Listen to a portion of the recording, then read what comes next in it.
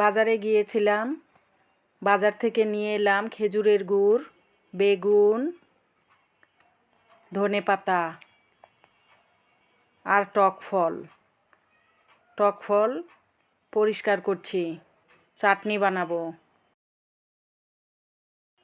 টক ফল চাটনির জন্য প্রথমে ভেজে নিচ্ছি পাঁচফোড়ন। ভাজার শেষে এটা গুঁড়ো করে নিব। ভাজা শেষ, নামিয়ে নিলাম। কড়াইয়ে দিয়ে দিলাম সামান্য পরিমাণ তেল। ফোড়নে দিলাম তেজপাতা, সামান্য কটা জিরা। টক ফলগুলো দিয়ে দিলাম।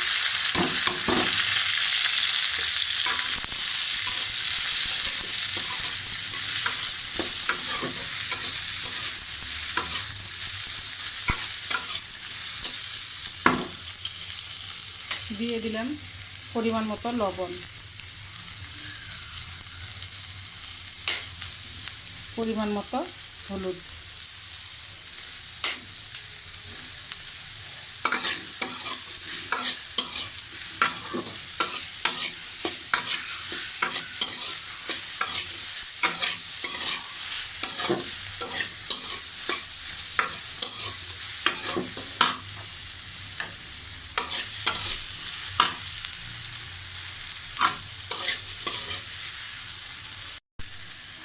দিয়ে দিলাম মিষ্টির জন্য চিনি।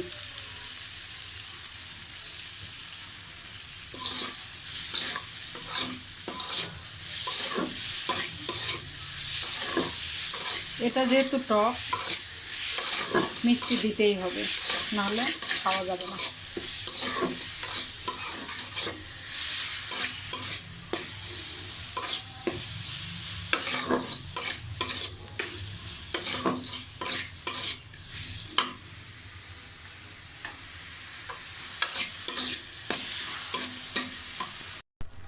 আমার চাটনিটি হয়ে এসেছে, তাই একটু পাঁচফোড়নের গুঁড়ো দিয়ে দিলাম, দিয়ে নামিয়ে নিব।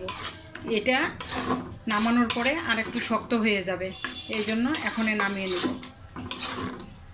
আর এই পাত্রে রাখবো না, অন্য পাত্রে ঢেলে নিব। এই পাত্রে রাখলে কালো হয়ে যাবে, কালারটা নষ্ট হয়ে যাবে। ফাইনালি হয়ে গেল টক ফলের চাটনি। ভিডিওটি ভালো লাগলে লাইক কমেন্ট করবেন, ফেসবুকে ফলো এবং ইউটিউবে সাবস্ক্রাইব করবেন। আসসালামু আলাইকুম।